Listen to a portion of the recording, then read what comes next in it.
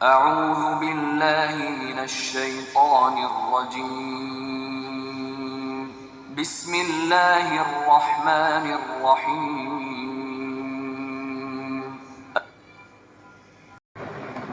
قل يا أيها الناس إن كنتم في شك من ديني فلا أعبد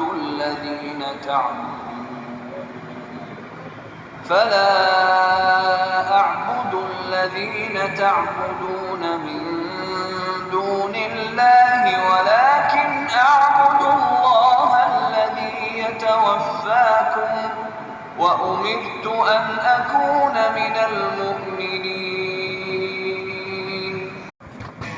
اعوذ باللہ من الشیطان الرجیم بسم اللہ الرحمن الرحیم۔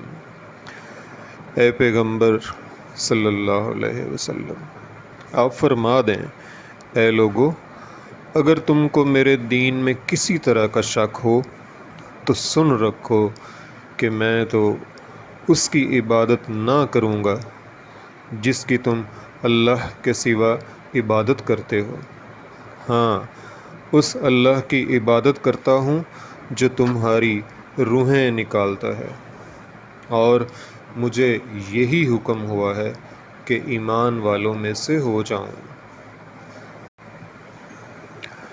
اس آیت کریمہ کی تفسیر میں امام ابن کثیر اپنی کتاب میں لکھتے ہیں کہ یہ دین حنیف کی وضاحت ہے، یکسوئی والا سچا دین جو میں اپنے اللہ کی طرف سے لے کر آیا ہوں۔ اس میں اے لوگو، اگر تمہیں کوئی شک و شبہ ہے تو ہو، یہ تو ناممکن ہے کہ تمہاری طرح میں بھی مشرک ہو جاؤں اور اللہ کے سوا دوسروں کی پرستش کرنے لگوں۔ میں تو صرف اسی اللہ کا بندہ ہوں اور اسی کی بندگی میں لگا رہوں گا، جو تمہاری موت پر بھی ویسا ہی قادر ہے جیسا تمہاری پیدائش پر قادر ہے۔ یہ سب نبی پاک صلی اللہ علیہ وآلہ وسلم کفار سے فرما رہے ہیں جو ان کے دین کے بارے میں شک کرتے تھے۔ پھر آگے امام ابن کثیر اپنی کتاب میں لکھتے ہیں کہ تم سب اسی کی طرف لوٹنے والے ہو اور اسی کے سامنے جمع ہونے والے ہو۔ اچھا، اگر تمہارے یہ معبود کچھ طاقت کچھ قدرت رکھتے ہیں تو ان سے کہو کہ جو ان کے بس میں ہو مجھے سزا دیں۔ حق تو یہ ہے کہ نہ کوئی سزا ان کے قبضے میں ہے نہ جزا، یہ محض بے بس ہیں، بے نفع و نقصان ہیں، بھلائی برائی سب میرے اللہ کے قبضے میں ہے، وہ واحد اور لا شریک ہے۔ مجھے اس کا حکم ہے کہ میں مومن رہوں، یہ بھی مجھے حکم مل چکا ہے کہ میں صرف اسی کی عبادت کروں، شرک سے یکسو اور بالکل علیحدہ رہوں، اور مشرکوں میں ہرگز شمولیت نہ کروں۔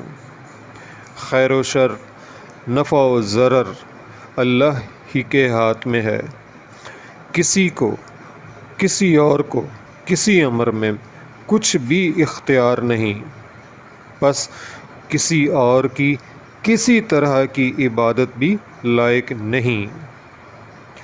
ایک حدیث میں ہے کہ اپنی پوری عمر اللہ تعالیٰ سے بھلائی طلب کرتے رہو، رب کی رحمتوں کے موقع کی تلاش میں رہو۔ ان موقعوں پر اللہ پاک جسے چاہے اپنی بھرپور رحمتیں عطا فرما دیتا ہے۔ اس سے اپنے عیبوں کی پردہ پوشی اور اپنے خوف، اپنے ڈر میں امن طلب کیا کرو۔ پھر فرماتا ہے رب کریم